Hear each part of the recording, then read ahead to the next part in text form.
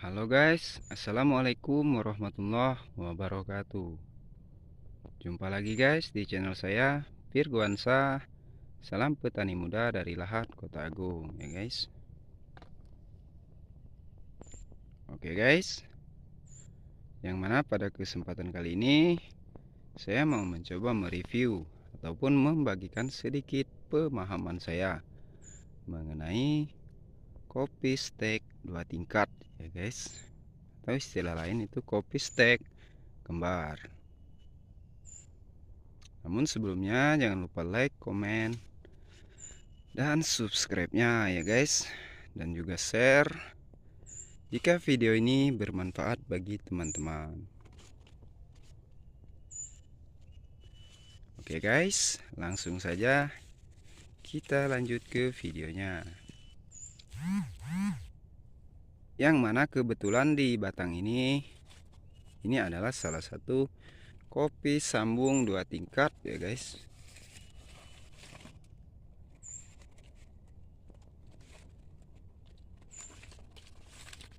Oke, ini saya lakukan penyambungan sekitar 3 tahun yang lalu. Oke guys, langsung saja kita review satu persatu ya guys. Yang pertama saya mau mereview klon Jun ya guys. Ini klon Jun, karena ini klonnya saya ambil dari kebun Pak Jun ya guys. Kebetulan di kebun beliau itu hampir semuanya jenis klon ini ya guys. Dan kita perhatikan klon ini juga lumayan bagus guys, yang mana buahnya rame dan bersih ya guys.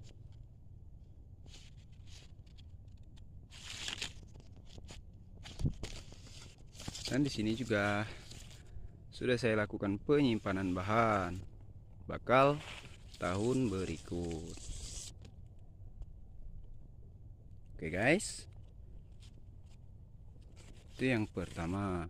Kemudian yang bawahnya adalah salah satu klon curup ya guys, atau disebutnya KW Bingko, klon Bingko ya guys. Yang mana ini karakternya adalah tunas raja. Coba kita lihat secara dekat ya guys. Jadi penampakannya begini guys. Ini adalah salah satu klon curup yang saya lakukan penyambungan itu di batang lainnya, namun masih pada satu batang yang sama ya guys.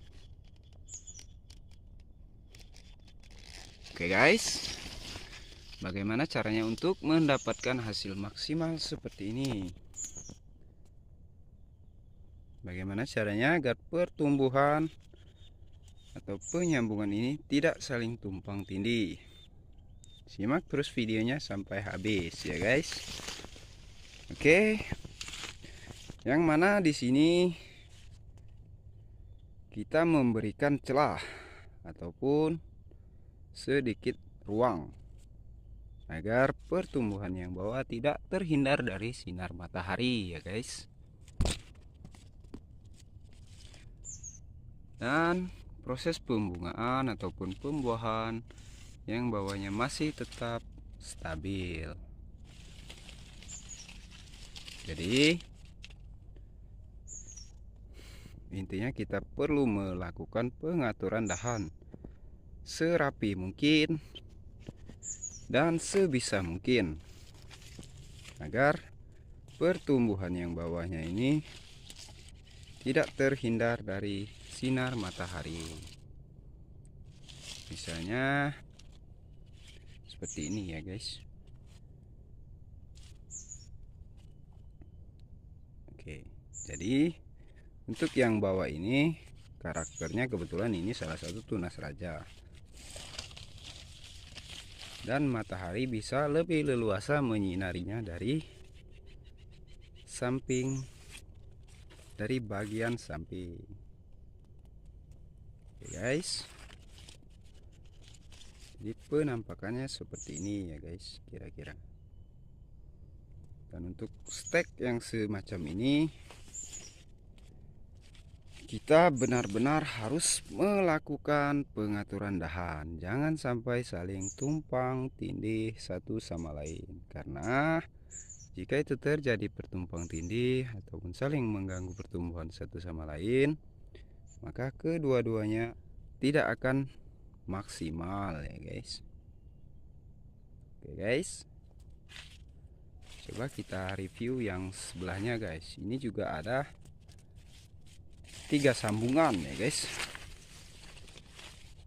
Oke, dan ini bukan stekan ya guys, ini bukan stek, ini salah satu kopi lokal yang saya lakukan berdayai menggunakan sistem punggem yang mana kita potong pucuknya ya guys. Tuh bunggul utamanya,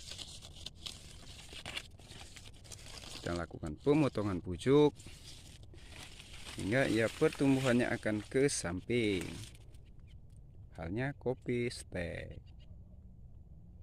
Ini dan yang satu ini adalah salah satu kopi stek ya guys. Tuh bonggol utamanya, dan ini tumbuh tunas lagi. Ini saya lakukan penyetekan lagi ya guys, penyambungan lagi. Ini juga salah satu klon lokal. Mengapa di kebun saya banyak memberdayakan klon lokal ya guys? Karena jikalau ada bibit lokal yang unggul yang bisa kita jadikan andalan di kebun kita sendiri, mengapa kita tidak coba untuk berdayakan? Dan di sini juga adalah salah satu klon lokal ya guys. Tuh, bagus guys.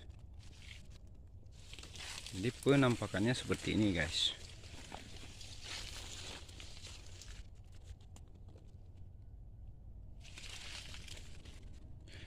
Tuh guys,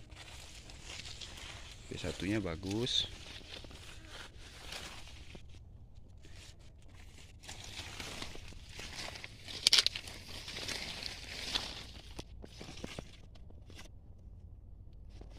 Ini 3 batang di batang yang sama, punggem dan kopi stek. Sama halnya dengan yang tadi, kita perlu melakukan pengaturan dahan serapi mungkin agar pertumbuhannya tidak saling tumpang tindih dan tidak saling mengganggu satu sama lain ya guys.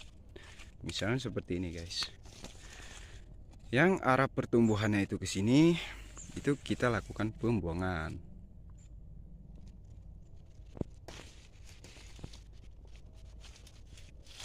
Dan kita lakukan pemeliharaan untuk punggem ini yang arah pertumbuhannya itu ke arah sini ya guys. Agar mengapa? Tidak mengganggu pertumbuhan yang ini nantinya. Dan kemudian yang area kosong seperti ini akan diisi oleh yang ini ya guys.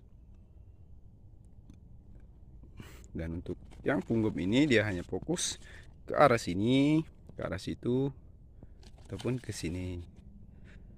Artinya dia tidak tumbuh untuk menutupi yang ini maupun yang ini ya guys. Karena jika kita biarkan dia pertumbuhannya tumpang tindih, maka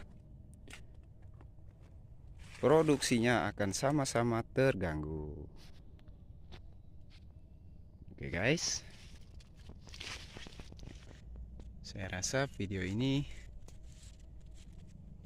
bermanfaat bagi teman-teman sekalian,